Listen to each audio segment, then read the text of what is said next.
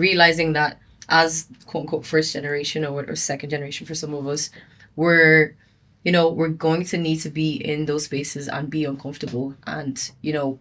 we have to be okay with that for a period of time, if that makes sense. It's about, I think, looking at the bigger picture, entering,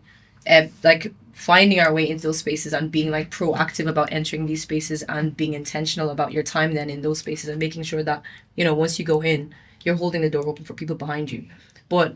to caveat that, so on one end, yeah, I think that's partially our responsibility, but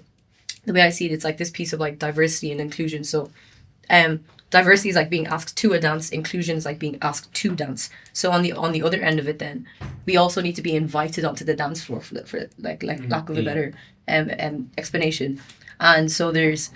I think, onus then on the people in those spaces to also actively reach out. So if we're being proactive about being in those spaces, then on the receiving end, they also need to be proactive about making sure that we feel heard and we're actually able to bring our full selves to those spaces and actually make an impact and feel like we can make an impact.